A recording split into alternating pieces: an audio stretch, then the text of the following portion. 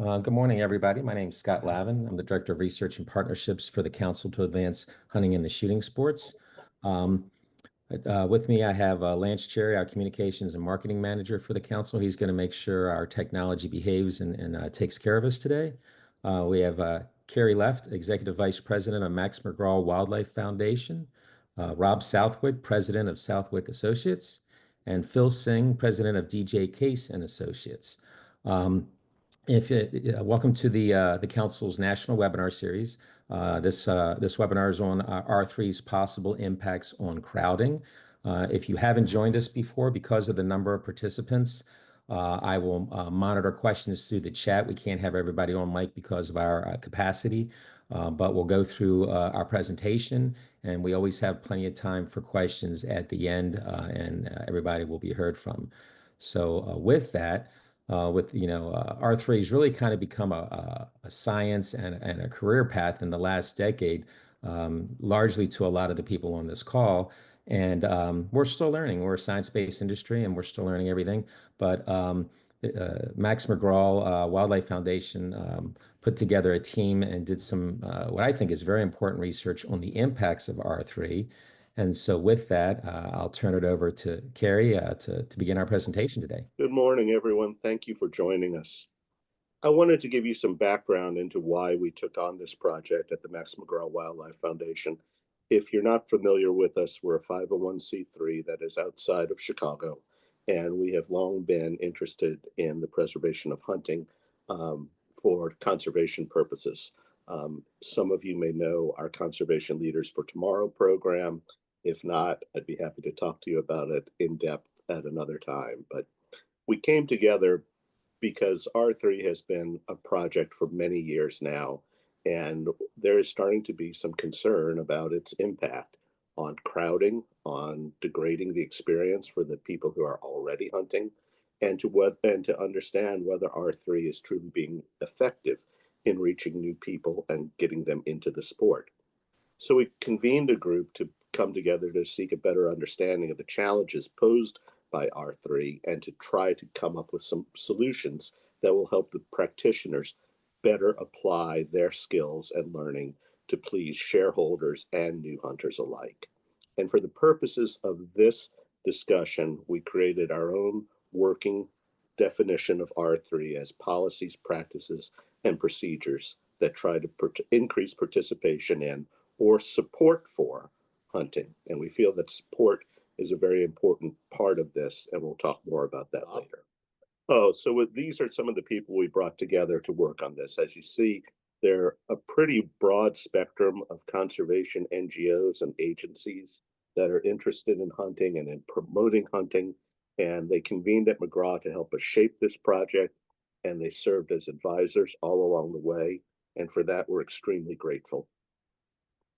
All right, Kerry, I appreciate that. I'm going to start by reviewing what we did, but first, I'm speaking on behalf of the research team supporting the advisors. We had a research team composed of experts within Southwick Associates and within DJ Case and Associates. This is a jointly conducted project. The work that we performed, the list is on the right. I'm not going to go through it in detail. That will be in the reports. If you want the gross details, we want to focus more on what we learned and the recommendations that came out of this research. But the research overall was multiple steps. It wasn't just one survey that we ran. We looked at all the past work that's been done similar and tangential to the topic. We conducted a series of statistical analysis, regression approaches, several series of qualitative sessions of focus groups, reviews that give us the insights to craft then quality questionnaires and surveys. And it's 2 rounds of surveying, use various statistical approaches. So that's all the detail I'm going to give you, but it is in the report, and we can always help you later if you really have questions about the methodology. But let's focus instead on what we learned. There's 2 major takeaways that we want to share today, top level takeaways. And the first one focuses on the crowding concern, which Scott and Kerry has mentioned was the original genesis for this research. Overall, it's obvious going to the research in the very beginning that crowding is a nebulous term. It's a simple way of explaining a complex topic. And in this case, is everything from competition for tags to safety to ethics to ruining the hunt and more. But the point is, when someone says crowding, you cannot accept that term at face value. For example, in the research world, it's very common in surveys. You ask people, how come you don't hunt anymore? And often the number one answer is, I don't have time. Well, that's not an answer. That's a cop-out. That's a simple way of saying there's a lot more going on in life, and I assign my priority in other ways, because we know everybody still has 24 hours in a day. So in this case, in this research, crowding is a simple way of saying there's a lot of other people out there affecting hunting in many different ways, and it's going to take many paragraphs for me to explain it in detail. So I want to emphasize that. So once we defined or understood how people viewed crowding, we started digging into it. What are the major crowding concerns?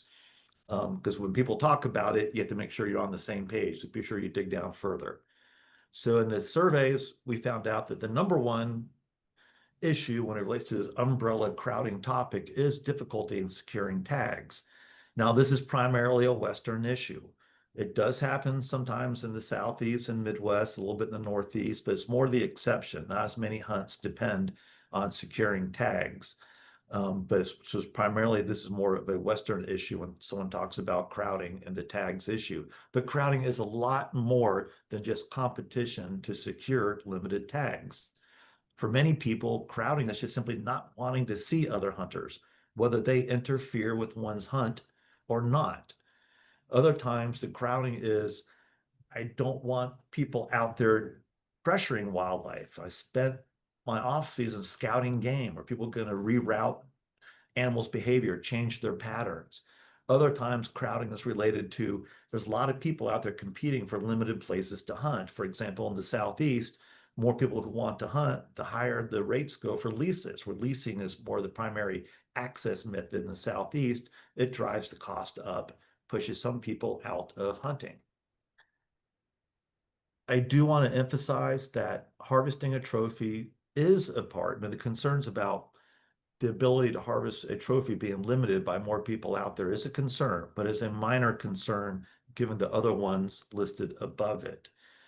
Just like in hunting in general, despite what you might see out there in general, what you hear, harvesting a trophy is not the primary reason why many people hunt. If you have questions or interested and want to learn more about the core reasons why people hunt, the motivations inside that causes one to hunt, you need to refer to this other report here. It's free. It's funded by a multi-state conservation grant. Take a picture of the slide. With the Western Association of Fish and Wildlife Agencies led a study just a couple of years ago that separates hunters and target shooters into the personas based on their motivations, their internal reasons why they want to hunt. So this helps you understand the crowding issue more and really helps you understand how to address it better by understanding those core reasons why people hunt, which you're going to hear about here in a couple of moments further into the slides. So we understand now that the crowding issue is a complex topic. Well, how do we address such a complex topic as a community? We have some recommendations to consider. So as a research team, and Kerry can speak on behalf of the Max McGraw Foundation, we challenge the Arctic community to discuss, is it time we help hunters understand what are the expectations from a hunt? And I will give you a reason. This is my interpretation or example of this approach. Are people out there hunting unicorns? That means when people want to go hunting, are they looking for a place 15 minutes from home where they can park, be out in the field in 15 more minutes, where they're the only person out there? They have many opportunities to pull the trigger in a beautiful landscape setting with trophy animals all over the place. A lot of people seem to be trying to pursue that, unicorn hunting, but that's not the reality unless you happen to own a ranch maybe out in a Western state. 99.9% of our hunters are not going to be able to go out there to find a place where you're convenient to home, many opportunities, not see anyone else, and be in a beautiful landscape. You have to build the expectations of what hunting will be in most cases. So we need to get people to think about that. Why do you hunt? This goes back to that study that's available on the WAFA webpage. What is the core experience one wants when they go hunting? And keep that in mind when they're selecting their hunts and when they're judging how their hunt went, when they're reviewing what happened. Kerry, you want to take this one? Sure. A lot of times we talk about alternative hunts as a way to achieve satisfaction among hunters who may not draw a tag. I believe this merits more investigation than, because it's not so simple as saying, well, you didn't get an elk tag, why don't you come out and shoot an antelope? A lot of people base their plans on a specific dream hunt, and will they be satisfied chasing an alternative species? We don't know. We're just assuming that. And we also know that people have limited time today. So is it, if they're going to invest the time to take 2 weeks or a week to go hunting, are they going to be satisfied with something other than their desired species? I think that's an important question that really hasn't been answered as yet. The other thing that we need to recognize is people do quit because they feel there's more pressure, but that's not necessarily the only issue. One of the biggest is when their friends stop hunting or they find some other priority, as Rob mentioned earlier. We think a vast majority of people hunt only every other year, not avidly, not every year. They go when they're invited or when they're on a part of a trip with a group. And if that group decides to do something else, they go fishing for a year or go to Napa Valley to play golf and taste wine, they don't hunt that year. So they fall off the rolls, yet they still define themselves as hunters and they still support hunting in general. So these people should be embraced, and we should understand that while they may not show up in our annual surveys, they are still important allies in keeping hunting alive in this country. One thing that's in the research it showed is we asked them who do they trust and what's their level of trust in state agencies, as they're ones that primarily provide the tags, and they're taking the brunt, if you will, of the concerns about crowding and hunting. What we saw roughly on a scale of 1 to 10, hunters assign a level of trust state agencies at 7 up to 8. So it's quite high. There's still some concerns, of course, but other surveys in the past have shown that when it comes to sources of information, state fish and wildlife agencies tend to be one of the most trusted sources, definitely higher than a lot of the federal agencies and often higher than many of the hunting supportive NGOs out there. So we encourage state agencies to get involved in the discussions about what to expect when hunting, what's realistic when you plan a hunt and when you're actually in the field. That state agencies are very credible with hunters on these topics. Go ahead, Kerry. I think the other thing that we need to realize and recognize is the impact that social media and other media have on hunting and hunting expectations. Let's face it, when you go onto YouTube to look at hunting, you never see somebody getting skunked. You're always seeing people talking about shooting limits or getting a big buck. And on television, those are limited hours. And even if they try to present a realistic view of hunting, it's not, it's condensed, it's compressed, and it just doesn't show hunting the way it really is. And it's my belief, this again merits more investigation, that it skews the expectations. That duck hunting, for example, is all about shooting limits of ducks that are decoying right in your face, or that shooting a buck takes 23 minutes and happens at sunset on the last day. This is not the case, as we all know, yet many people, their expectations are influenced by what they see on television, read in books, read in magazines, and see on social media.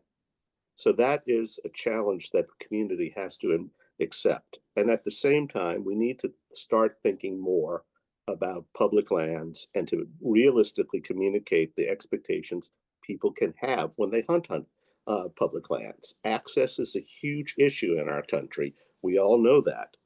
Public lands are still out there, but if people don't understand what is there to hunt and whether they have reasonable expectations, will be a major factor in whether they help to alleviate crowding concerns or whether they make it even worse.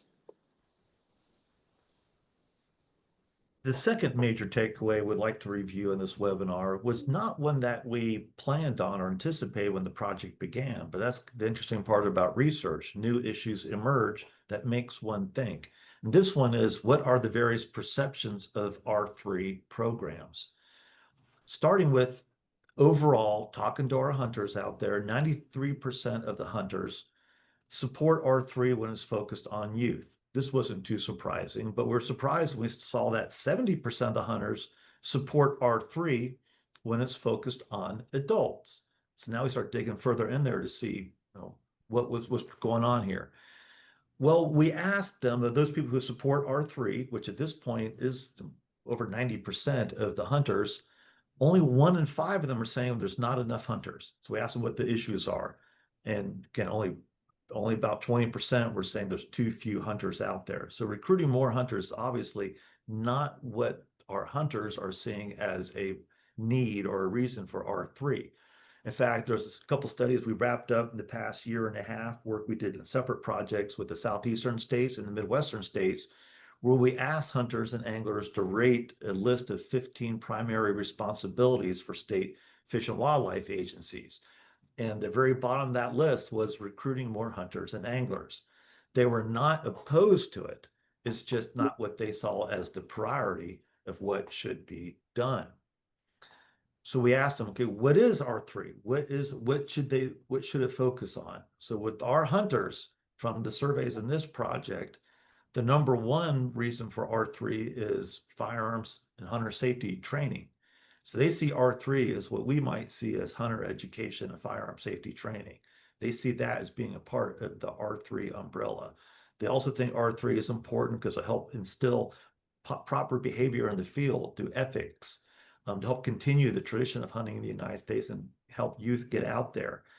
Just over half of them still support R3 when it comes to funding for conservation, that is generating license revenues and excise tax revenues to help provide the great hunting opportunities that we have available in the United States. So it's just over half, but it's nowhere near the number one reason, which is making sure people are safe in the field. So the question we had is advisors and the research teams were, do our R3 practitioners feel the same way? If we were to run this survey, would we say the same list of rankings and percentages from within the R3 practitioners community? If the answer is no, if the priorities are not ranked the same, then what we see is the potential for conflict. If we're trying to do one activity and our primary stakeholders, those we're trying to serve, want us to do something else, we're setting the stage for some disagreements and opposition that we need to consider. So the recommendations about, Kerry, do you have another point? Well, I think it's important to point out that a lot of times when we read about R3 in media, it's focusing on funding and the need to recruit more hunters to keep conservation funding at a certain level. And the results of our survey show that quite obviously this is not resonating with a significant portion of our stakeholders who are the current hunters today. Right. Good point. I'll build on that one in a second. So the recommendations from the team here is that it's time for the R3 community, the practitioners, to consider, can we better align our programs and priorities with those that we're here to serve? There's multiple points in there. Number one, we are not calling for an overhaul of R3. Continue what you're doing. The programs are important.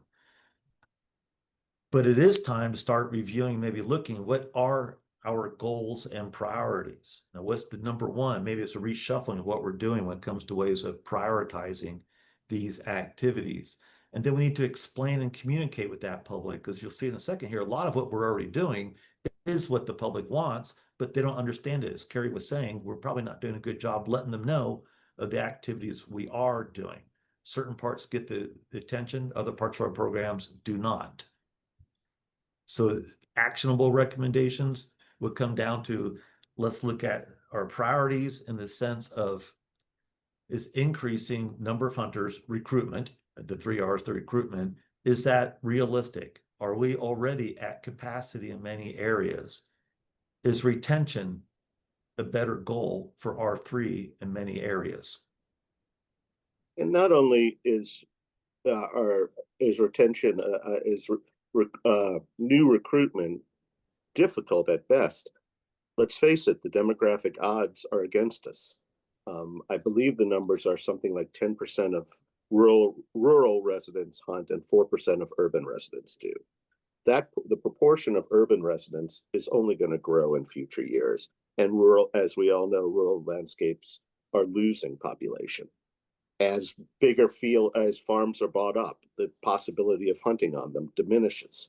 We have a lot of challenges if our sole goal is to increase the number of hunters. And human dimensions research makes it very clear that it's easier to get somebody to increase their participation as opposed to start participation. Right. Just as easier to keep them coming back versus creating a new hunter.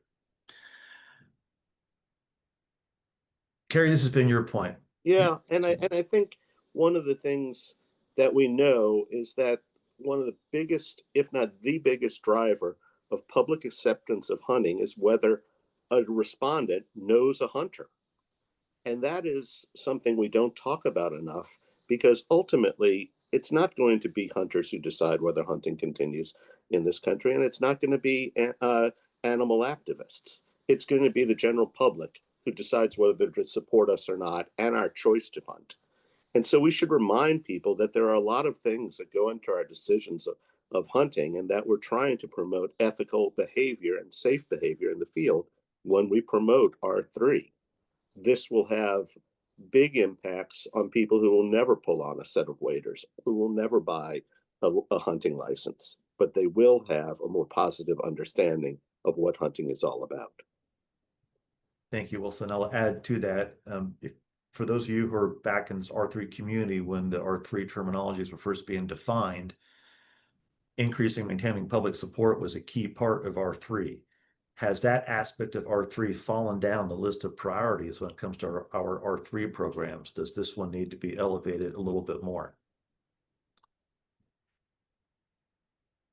And again, as stated several times, we need to emphasize safety, ethics, the tradition of safe, ethical, regulated hunting, both in terms of family traditions and in terms of the American tradition.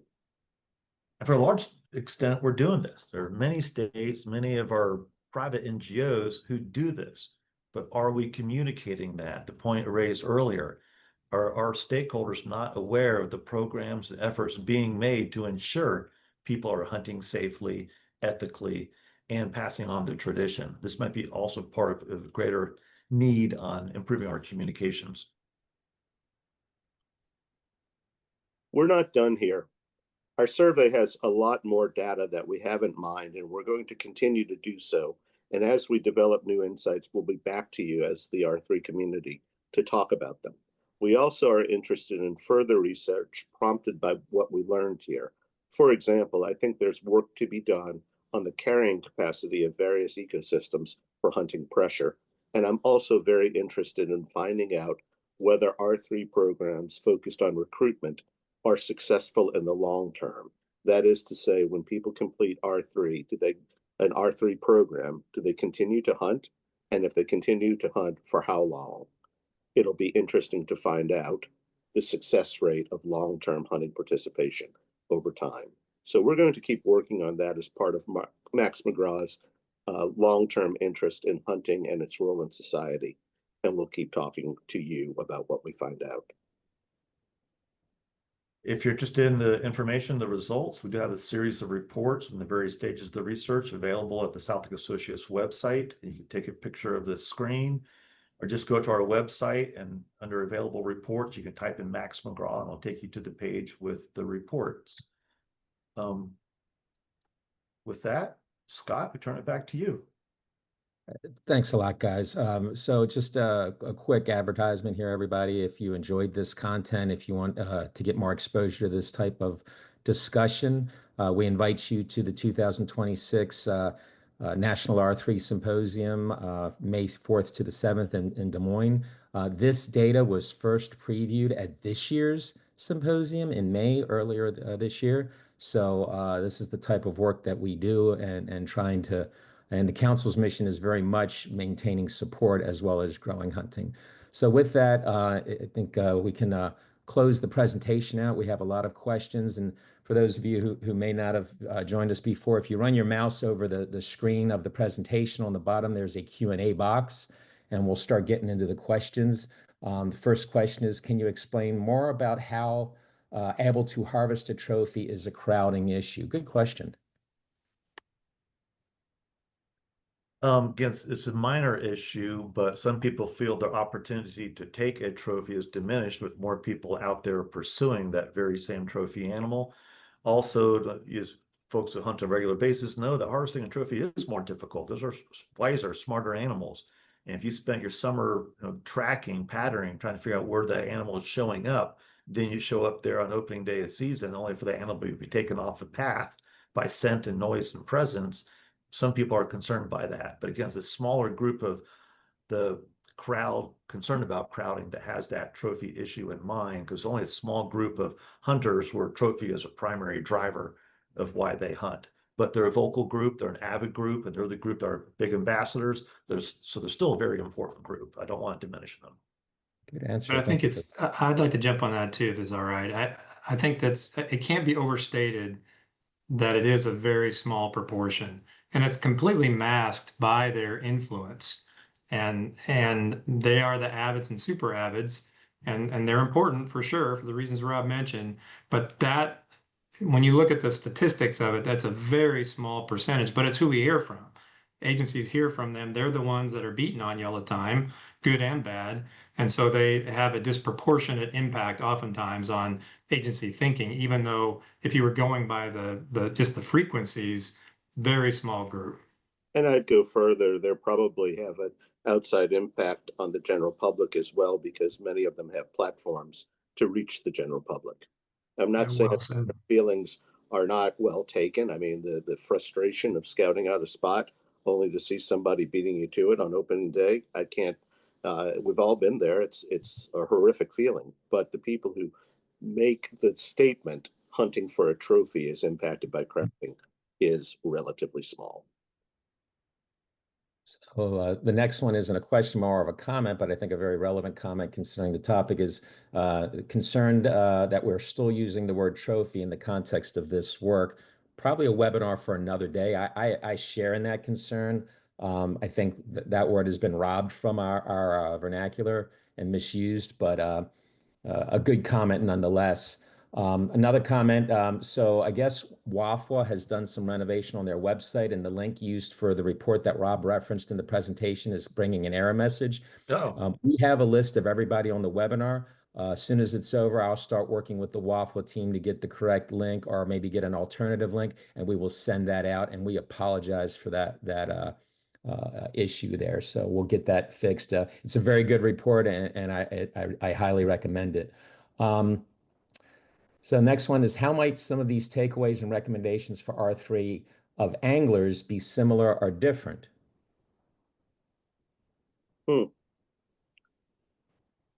I'll start now. It's just crowding is not a concern, of course, in fishing as is in hunting.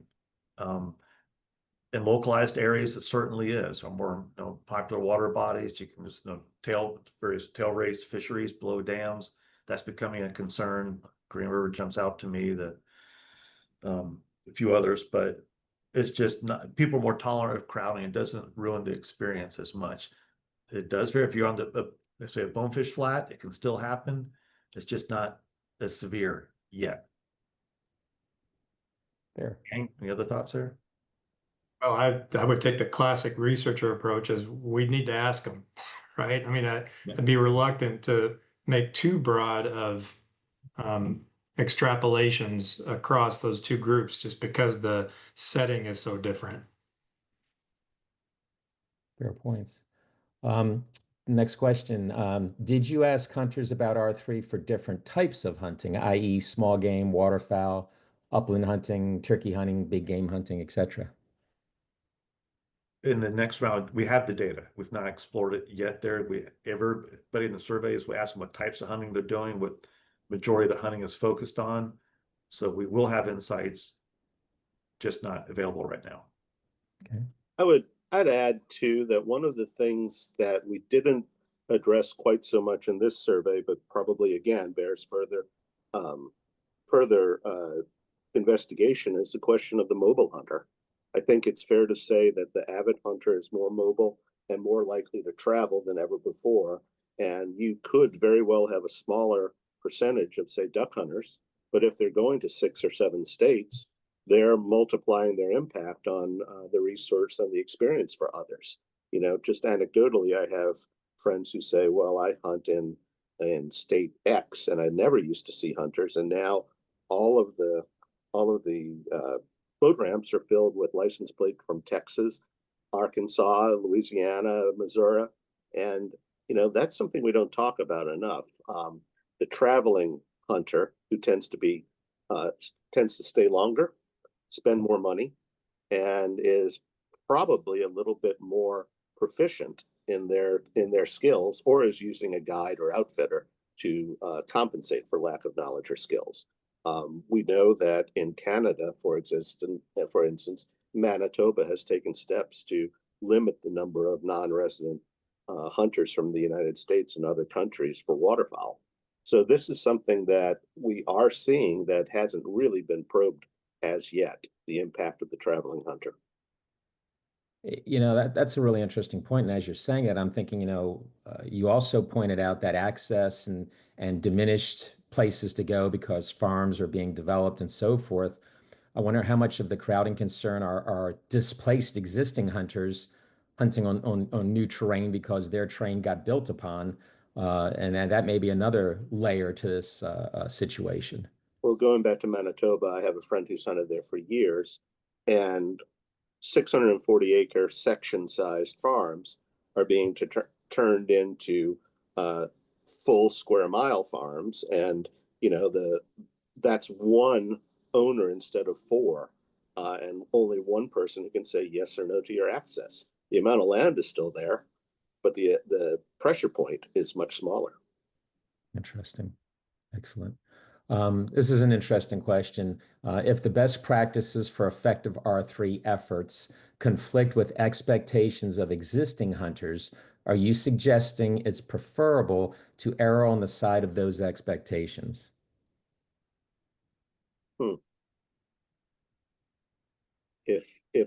If the question is, do we need to be more realistic in preparing people who are interested in going hunting with what to expect when they get in the field, then I would say yes. I think we should.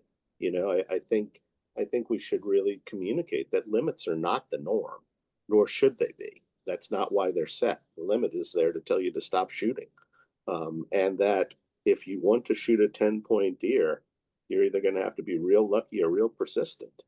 You know, I think if you don't do that, you set people up for disappointment and to say, I tried it and it was just a bunch of.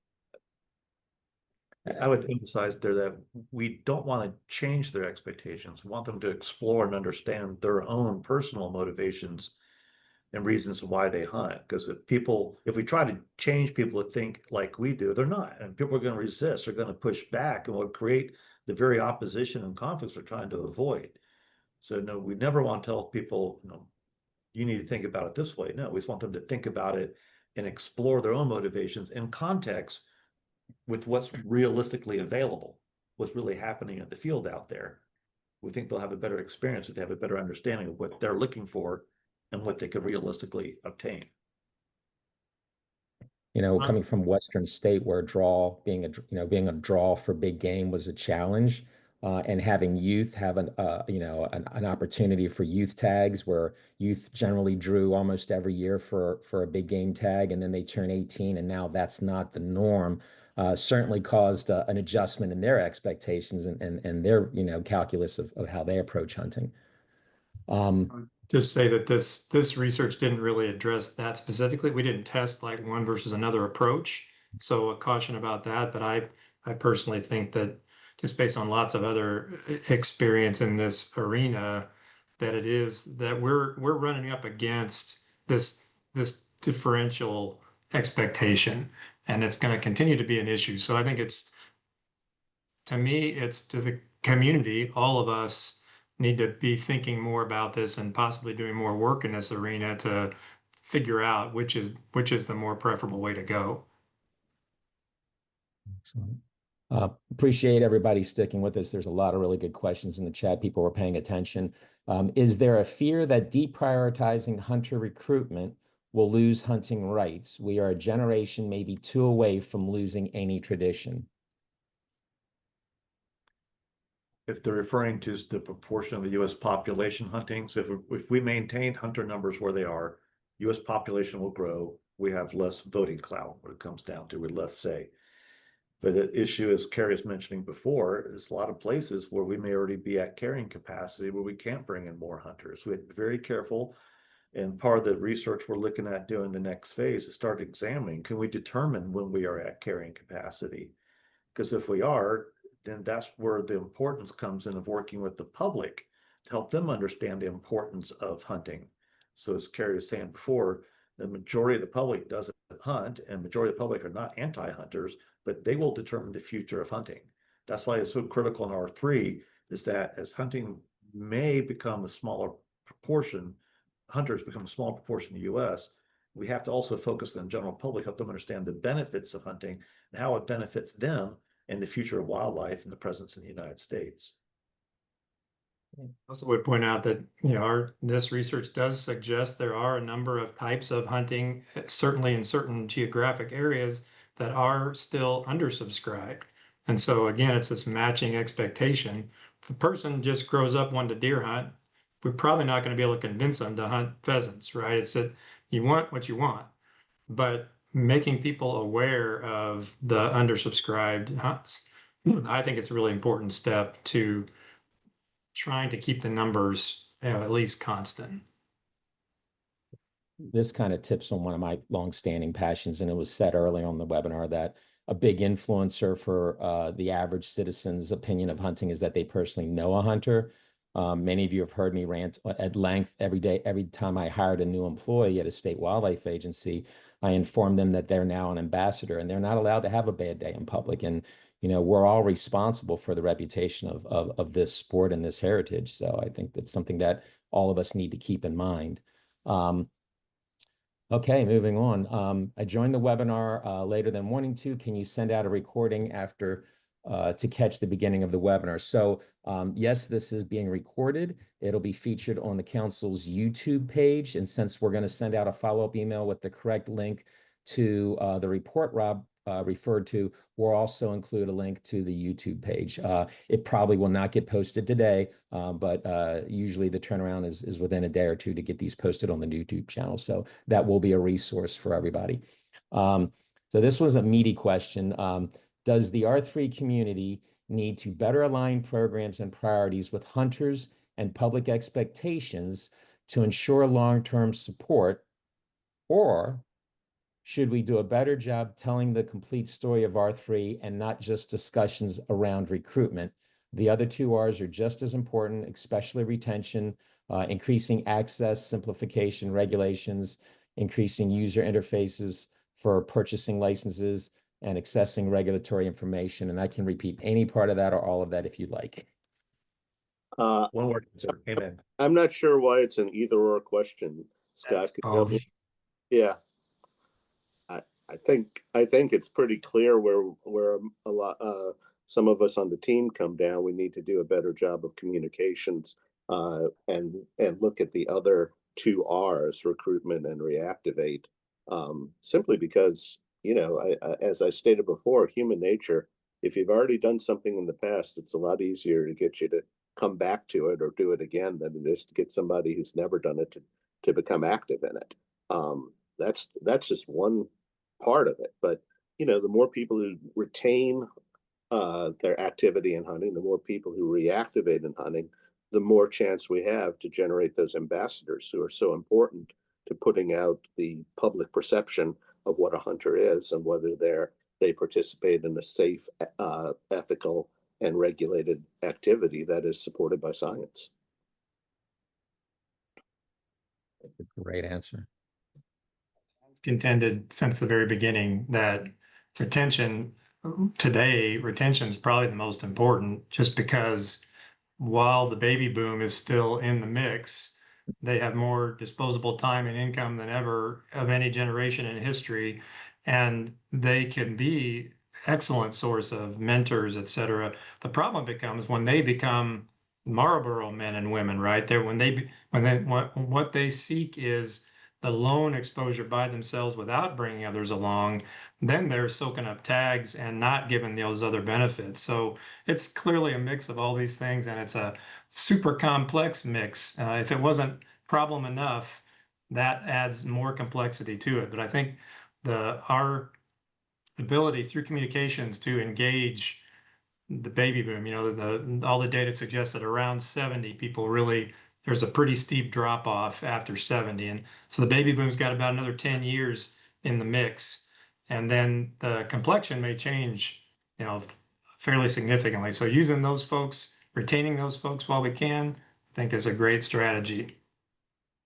That's an important point, because right now the license data is showing that generation 65 and older is declining the most rapidly out of all age cohorts of licensed buyers. So immediate need to retain them. There's work now. We're calling it "We All Quit" eventually. There's new research going on that topic right now. You'll be hearing about pretty soon.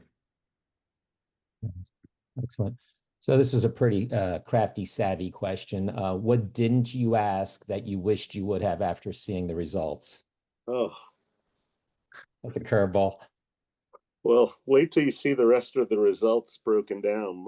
We did a pretty comprehensive, for the scope of what we set out to do. We were pretty comprehensive. I'll defer to Rob and Phil on further insights. Nothing is mentioned as comprehensive, but we have a lot of data still to choose through. We asked a lot of questions. The one surprising thing was the perceptions of R3. I wish we could go back there and explore that one a little bit further, if anything, because again, that was not one we didn't see until maybe 2/3 of the way through the research when it started coming out of the survey results. But what we're seeing is the potential to better understand. There's a term about carrying capacity, how much land wildlife can support. There's also a hunter's carrying capacity, and there's a lot of data out there. It might be possible to develop some types of models that can show for specific hunts in specific areas, can we actually determine whether we're at capacity? And if that's the case, then we should absolutely shift to retention efforts versus recruitment efforts. So trying to put a little bit more science into the decision-making about what type of R3 approach we need to take might be possible. So we're going to explore further. Thanks. I think for the specific objectives we had, I can't think of anything that, I really wish we'd asked that we didn't. But I do agree with Rob and Kerry. There's more here that we're still working on. So stay tuned for that. Look forward to it. Okay. I love this one. If recruiting newbies is ranked last of 15 actions a state may take, what are the top 3 to 5 ranked by R3 supporters? Well, we asked them how they view R3. We saw the top 5. Number 1 is safety. That's what overall, but that's for R3. If you're looking about their top 3 responsibilities for the state agency overall beyond R3, off the top of my head, number 1 is the conservation of habitat, conservation land. Providing recreational opportunities is a little bit lower, but it's the core mission of let's keep wild places wild and healthy. The details, there are reports available on the websites, but Southwick Associates, Southeast Association of Fish and Wildlife Agencies, and the Midwestern Association, that looks at how the public views state fish and wildlife agencies, and the details are in those reports. And the person asking the question can shoot me an email and I'll send the reports to them. Or Lou Cornicelli too is one of our staffers. He's oversaw this reports, and he can maybe post a link if he's listening here still. I think a lot of us in the R3 community get frustrated with a perception that our state isn't focusing on it enough. And from sitting in those higher level leadership team meetings, a lot of times the state agency is embroiled in so many, legal and regulatory and legislative issues that are so hot. It's not that it's not a priority, but there are some things that are the crisis of the day does dictate the priority. And so I think R3 is never absent, but sometimes is not as talked about as we might like. Well, I would also add that instead of looking at this as a linear list of priorities, think of it more as a Venn diagram, because maintaining healthy wildlife populations, providing more recreational opportunities, that's all in line with recruiting, retaining, and reactivating new hunters. I think, if you just say R3, that's a silo that's self-limiting. A lot of these efforts that we talk about are, in fact, based on providing more opportunity to the public to hunt. Nicely done. Okay. So just a time check. We're at our 45 minutes. We still have a bunch of questions. I know some of the speakers have scheduling conflicts coming up. We'll press on until we start losing people because there's still a lot of questions in the hopper here. Are there any plans to put together marketing materials for states to better address the difference between hunter education and R3 initiatives? To what end, I guess I would ask, can we get some clarification there? What's the perceived need for doing that? Let's see if they revisit it. My personal answer is those efforts absolutely need to be aligned. Hunter education is part of the adoption sequence as we get people into hunting. So we'll see if that question there comes back with a little bit more on that. We'll move on. Has R3 planned for fundraising efforts to secure hunting access? Similar to what Rocky Mountain Elk Foundation or Ducks Unlimited has done, land purchases for public hunt access has been greatly welcomed. That's individual, that's by state, the answer to that question. Many states have, access programs for paying landowners and VPA type programs to open up to the public, but that varies by state. Some states are doing a great job. Some states could probably do better. That's a difficult one to answer holistically across the country. Yeah, and there's not much really in our research that addresses that particular question, but I think all of us have opinions about it. And certainly access is always in the top three. It's often number one, but in all the research that all of us have done, it's always in the top three needs. So clearly a high priority. In addition to looking at the ecosystem's carrying capacity for a number of hunters, can we look at what state fish and wildlife agencies need to sustain their operations and or operate effectively, i.e. how many hunters do we actually need? That would be a completely different Yeah, study. that's a different study, and so much is dependent on governmental changes. In the state of Illinois, we have some dedicated funds for conservation that routinely get swept by into the general fund and not spent. So we can say we need this and we have this, but it's not being spent in that manner. So I think that's a really, really tough ask, but a good question. I don't know how I would go about figuring that out. I I applaud that. Go ahead, Phil. I applaud the anonymous attendee. It's a great question. It's a deep, complex question. I like it. I would love to be able to dig into it, but there are a bunch of variables that impact that answer. So that's it would be a meaty thing to be able to dig into. I can tell you my time with Arizona Game and Fish about a decade ago, well, not quite a decade ago yet, but when the research came out, I think Dr. Chase, Chase and Chase Consulting came out with the research of the average age of a hunter increasing year over year, meaning that there was no youthful cohort. Arizona took a swing at looking at just to keep the lights on 10 years from now with the growth of inflation, everything getting more expensive. They did a pretty good swing, and they started an initiative 10 and 10 to grow the agency's revenue to keep the lights on, and they were highly successful. I'm not sure how many states have looked into that, but if you're running a business, you constantly have to be looking at your sustainability. So I think it's a great question. And I hope that all states are going to take note and take a look, because every state's funding model and operating expenses are different. But you got to know, can you pay the bills and keep payroll for the next year or two, right? And to throw another kink into it, you'd have to break out the portion of Pittman Robertson funds that come from target shooting as opposed to hunting. And that gets that's another degree of difficulty for such a project, which would be, I think, as we all know, target shooting and recreational shooting are the number one contributors to PR funds today. Absolutely. 75%. Boy, I think the questions just continue to get longer and more complex. So bear with me, guys. We emphasize the opportunities and the holistic benefits of fishing and hunting. Harvesting game is the goal, yes, but in terms of creating a steward and lifelong participant in recreational hunting and fishing, we aim to focus on the lifestyle versus a point in time when an animal is harvested. So I guess that's more of a comment than a question. I can't say I disagree with that. Yeah. Good one. Can we agree as a community that increasing participation is a poor definition for R3? Personally, I'd like to get an idea of how many hunters / consumers the resource can sustain and an idea of how many hunters / users we need to sustain funding to support for those resources. How many people do we need in order to pay the bills? And that kind of goes back to the previous conversation, I think. Right. My personal feeling is that while it's certainly true that hunters pay for a lot of conservation, we have to be alert for what happens if alternative means of funding conservation come up, because does that then make us irrelevant?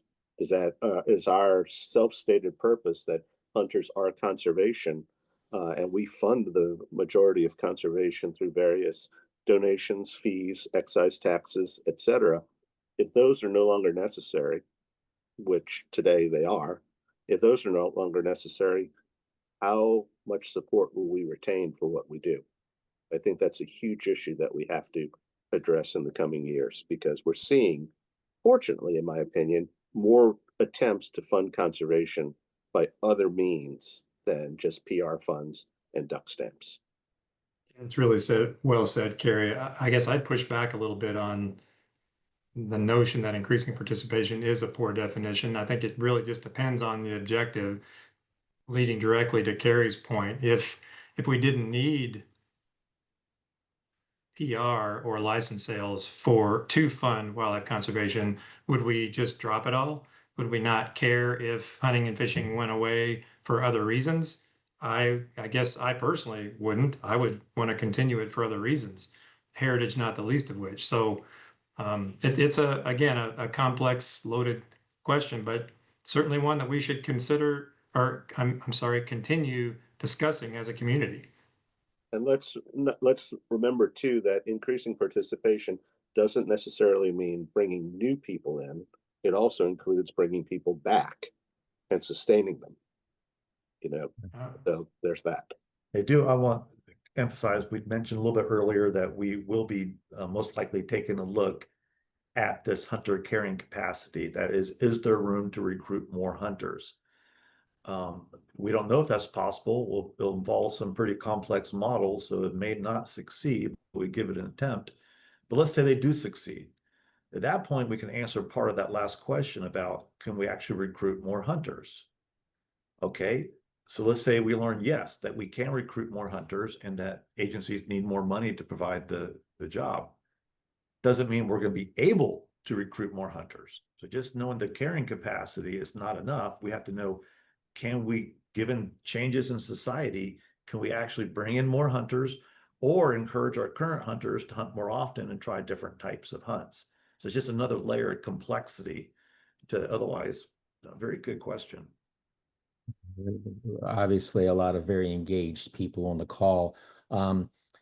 Denouncing R3 and those who engage in it as a main driver of overcrowding has become a cottage industry for an outspoken few. Has this had any chill on R3 that you have seen? I think that's a good question for you, Scott. I will tell you that the thing that drew me to this industry is the passion of all the professionals involved, and it's a tireless pursuit. I don't think any of us have a Ferrari in the garage. We do it out of just absolute passion, and I have absolutely not seen any slowdown. If anything, attendance at this year's symposium was very strong. We have a very active community that is only getting better with each day, in my opinion. I would add that, that this question is a big part of why Kerry and the McGraw Foundation were interested in this project, was to try to help answer that question. And I think we've found pretty convincingly that there isn't the impact that some have claimed from some rooftops. And I know I was really surprised. The one finding to me that was most surprising was the degree to which people were saying, I don't like the crowding aspect, but I'm for R3. Even especially in the focus groups, we pushed them. we pushed back on them. So you're saying that you don't like the crowding, but you still are in favor of us trying to get more people, more adults. They might come to your spot. I mean, we pushed them hard, and they recognize the paradox, but they uneasily said, no, no, I still, the heritage is worth it, that kind of thing. So it's, I think, yeah, I haven't detected any slowdown, and certainly hope there isn't one. But I would caution too, that doesn't mean we're devaluing the viewpoint of people who feel that Of there's course. I Yeah. mean, we need to recognize that there is a minority of people out there who feel very strongly about this, and we need to understand why they feel that way and to talk it through with them in order to adjust our approaches where necessary and appropriate. You And I know, I hope this don't issue, want to dismiss anybody as being wrong-headed about this. I want to know more about why they feel the way they do. right? Because I want to emphasize, I hope it never has a chill on R3, these issues that we're talking about, and these, the people who are affected by crowding, and certainly many have. I mean, it's a small group, but still happening.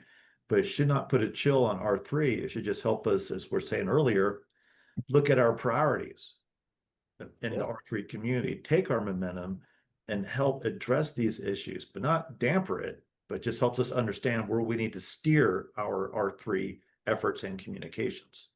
And to my mind, I think the larger issue here, and this is probably a whole nother webinar, and I know we won't have time to get into it. I think just personally, and without any science to back it up, I think the impact of social media is far more negative than the impact of R3 when it comes to crowding, expectation, and what people, hotspotting on social media, websites, etc. I think that contributes more to any perceptions about crowding and too many hunters out here than the R3 world. One of the more exciting and fun parts of R3 is every state does it a little bit differently. We have core fundamentals of what is good R3, but every state has a different list of challenges, habitat, populations, economies. So every state does, and as the council fills partner positions embedded in state agencies, I get to see that up close every day, and it's always educational to me.